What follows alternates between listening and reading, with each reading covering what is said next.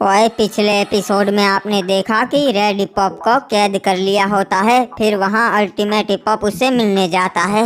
फिर उसे बताता है कि तुम्हारा राज तुम्हारी ही भलाई के लिए छुपा के रखा है। और आदम ने उसे 1v1 का चैलेंज दिया होता है, तो वो उसे लड़ने जाता है। दूसरे दिन गाँव वाले बात करते हैं कि अल्टीमेट हिपहॉप नहीं रहा, आदम ने उसे मार दिया।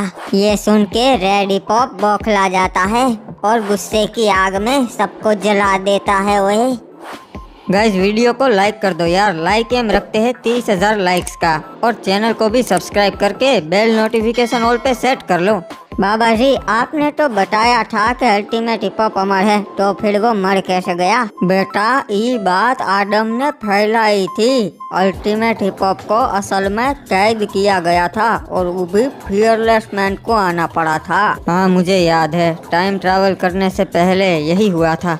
गाइस, अगर आपको जानना है कि अल्टीमेट हिपहॉप को कैसे कैद किया था, तो उस वीडियो की लिंक कमेंट में है, देख लेना भाई। हाँ, देख लेंगे। और बाबा जी, आगे के हुआ वो बताइए।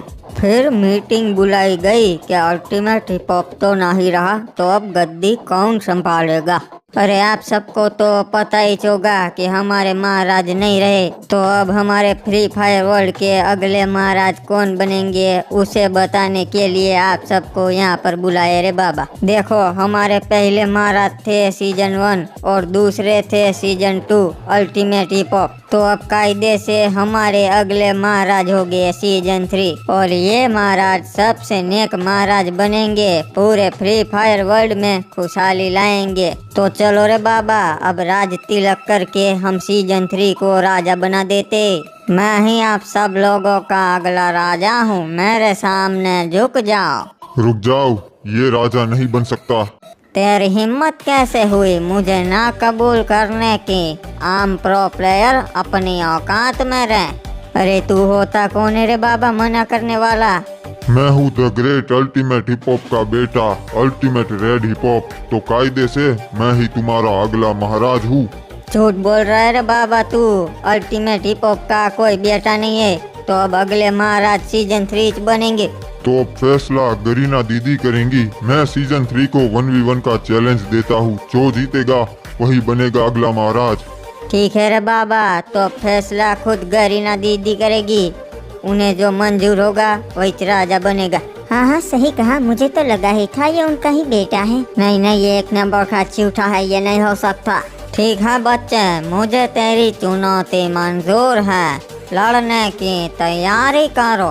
पुराने जमाने में ये रिवाज था कि किसी बात का अगर हल ना मिले तो फैसला गरीना दीदी पे छोड़ देते थे, यानी लड़ाई करके फैसला लिया जाता था। बच्चे, अभी तुझे दिखाता हूँ कौन महाराज बनने के लायक है। वो तो कुछ ही देर में पता चल जाएगा। सीजन 3। तू तो अभी दूध पीता हुआ बच्चा है, बड़ा आया महाराज बनने वाला।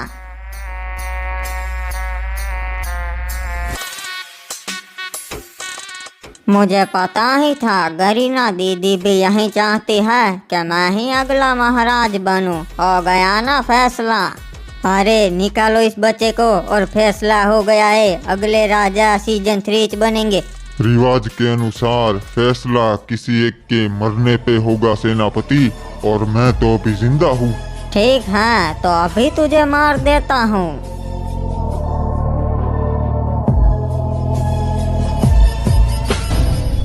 अरे बाबा रे, ये क्या हो रहा है?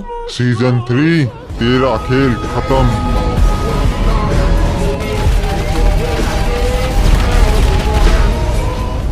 ये लो, गरीना दीदी का फैसला आ गया। अब मैं ही हूँ तुम्हारा राजा। उस दिन सबको पता चल गया कि अल्टीमेट हिपहॉप का एक बेटा है और वो भी काली शक्तियों वाला है। राजा बनते ही उसने अपनी असलियत दिखा दी। जो भी उसका साथ ना ही देता था उन्हें मारना शुरू कर दिया। महाराज बताइए, हम आपके लिए क्या कर सकते हैं? मैं चाहता हूँ कि तुम मेरे वफादार रहो। मेरी वफादारी की कसम खाओ। हम गरीना दीदी की कसम खाते हैं कि आज से मरते दम तक हम आपके वफादार रहेंगे महाराज। हमारी ही सेना में कुछ गद्दार है, उन्हें खत्म करना जरूरी है। आप बस हुक्म कीजिए महाराज, कौन है वो, हम मार देंगे। नहीं, ये कार्य हम खुद अपने हाथों से करेंगे। अरे सुनो रे बाबा, ये जगह हमारे लिए खतरा है। मुझे वो रेड डिपॉप ठीक नहीं लगता। हमें यहाँ से रातों रात निकल जाना चाहिए। लगता है आप हमसे नाराज है सेनापति। अरे महाराज ऐसा नहीं है, वो हमें एक जरूरी काम से पीक पे जाना था। वैसे तुम उस सीजन 3 की बहुत ज्यादा तरफदारी कर रहे थे, ये बात हमें कुछ हजम नहीं हुई। कितने में बिके थे? अरे हम तो बस अपना काम कर रहे थे रे बाबा, और हमें नहीं पता था महाराज कि आप the great ultimate hip hop ji के बेटे हो। पर सेनापति, गलती तो तुमसे हुई है। अरे महाराज रहम कीजिए, हमें माफ कर दीजिए, हम आपके वफादार है महाराज। हमारे राज में भी गलती की सिर्फ एक ही सजा है, वो है मौत।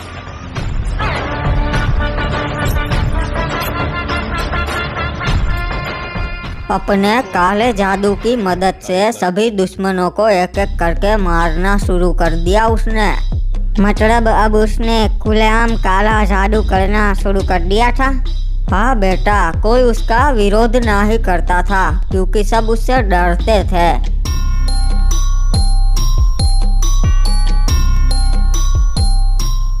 कुछ पता चला हमारे शहर में ये क्या हो रहा है? इतनी तबाही कौन फैला रहा है? सर हमारी इन्वेस्टिगेशन जारी है, जैसे ही पता चलेगा हम आपको बताएंगे सर प्रेसिडेंट।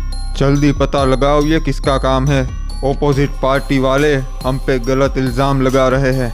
जी सर, पर इतना बड़ा हमला होने के बावजूद भी कोई भी हथियार हाथ नहीं लगा। एक मिनट, ये कैसी आवाज है?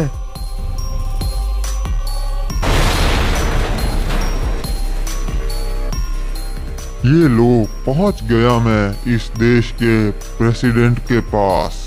काफी कमजोर सेना है इसकी, एक ही वार में ढेर हो गई। कौन हो तुम? तुम्हारी हिम्मत कैसे हुई प्रेसिडेंट पे हमला करने की?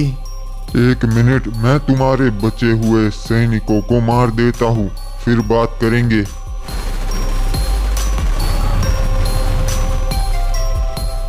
चलो अब हम बात करते हैं कमजोर इंसान। बताओ क्या चाहते हो तुम? हमला करने की क्या वजह है? मैं हूँ इस दुनिया का राजा, अल्टीमेट रेड हिप हॉप। सालों से मैं कैद था, पर अब मैं आजाद हो चुका हूँ, इसीलिए अपना हक लेने आया हूँ। उस बात को सालों बीत गए हैं, अब कोई राजा राज नहीं करता। मैंने तुम्हारे सेनापति से भी बात की थी, पर वो नहीं माना, इसीलिए मुझे तुम तक पहुंचना पड़ा प्रेसिडेंट। और मैं अपना साम्राज्य फिर से बसाऊंगा। अगर जान प्यारी है तो मेरा साथ दो। तुम एक राक्षस हो, तुम इस देश को बर्बाद कर दोगे। मेरे जीते जी मैं ये कभी नहीं होने दूंगा। ठीक है, तो मैं ये काम तेरे मरने के बाद कर लूंगा प्रेसिडेंट।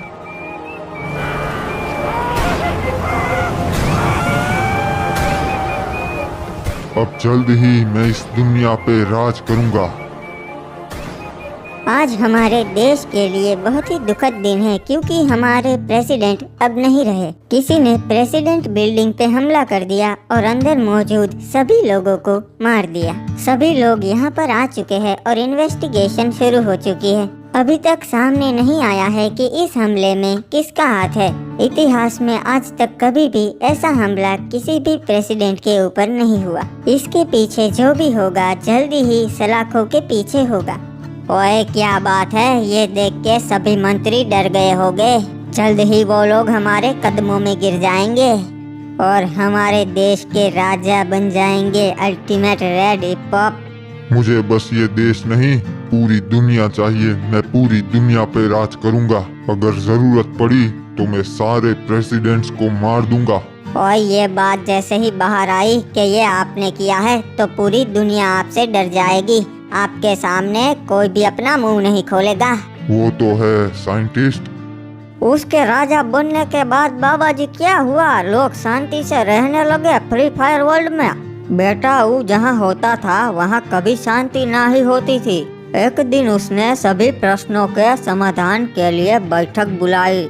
आप सभी मुखियाओं का स्वागत है। बताइए क्या प्रश्न है आपके? महाराज, इस बार बारिश नहीं हुई है तो साल बहुत ही बुरा गया है। हम आपको पूरा लगान नहीं दे पाएंगे। नहीं, सबको लगान तो पूरा ही देना पड़ेगा। अपने राज्य का सोना बेच दो। महाराज, आपकी सलाहकार होने के नाते मैं आपको एक सलाह देना चाहती हूँ। इस साल इनसे कम लगान लीजिए, अगले साल वसूल लेना। हाँ महाराज, अगले साल हम आपको दुगना लगान देगा। ठीक है, हमें मंजूर है। देखा आप सब लोगों ने, मेरा बेटा अपने पिता जैसा क्रूर नहीं है। ये एकदम नेक दिल है और बहुत ही अच्छा राजा बनेगा। बताइए तो दूसरे क्या प्रश्न है आपके? हम तेरे को अपना राजा नहीं मानते रे, हमको अपना दूसरा देश चाहिए, हम अलग होना चाहते। क्या मैं जान सकता हूँ मिल्क के मुखिया कि आप अलग होना क्यों चाहते हैं? अपुन ने तेरे पिता को भी बोला था कि अपुन को अलग होना है, पर वो नहीं माना था। पर ये तो कोई वजह नहीं हुई अलग होने की। देखो, एक तो तुम बहुत ज्यादा लगान लेते हो और ऊपर से तुम नूब और प्रो प्लेयर में बहुत भेदभाव करते हो। हमारी प्रजा हमसे नाराज है, ऐसे राजा के अंदर हमें नहीं रहना। मिलके मुखिया, ये तो उसके पिता भेदभाव करते थे, ये नहीं। एक बार आप सोच विचार करके बताइए। और ऊपर से हमारे नए महाराज बहुत ताकतवर है। अरे मैंने सोच समझ के ही फैसला लिया है। अगर हमें मिल्क की भलाई चाहिए तो अलग होना ही पड़ेगा। देखो, ये अच्छा नहीं लगेगा। तुम बरमूडा राज्य के बाहर अकेले पड़ जाओगे। अरे किसी की जरूरत नहीं हमको, हम अकेले काफी है। रुक जाइए, मैं अभी आपके प्रश्न का हल लाता हूँ। तो किस किस को लगता है कि मैं नूब और प्रो में भेदभाव करता हूँ? और घबराने की कोई जरूरत नहीं है, खुल के बताओ जो भी तुम्हारे मन में हो। महाराज, सच बताए तो आप भेदभाव करते हो जी। आप हम पे बहुत अत्याचार करते हो। हमें अच्छा लगा कि तुमने अपने मन की बात बता दी। देखा, मैंने कहा था ना ये अपने पिता जैसा नहीं है। अच्छा, तो तुम सब हो जिन्हें लगता है कि मैं भेदभाव करता हूँ। देखा जाए तो तुम सब के सब नूबड़े ही हो। अफसोस कि तुम आगे से कभी अपना मुंह नहीं खोल पाओगे।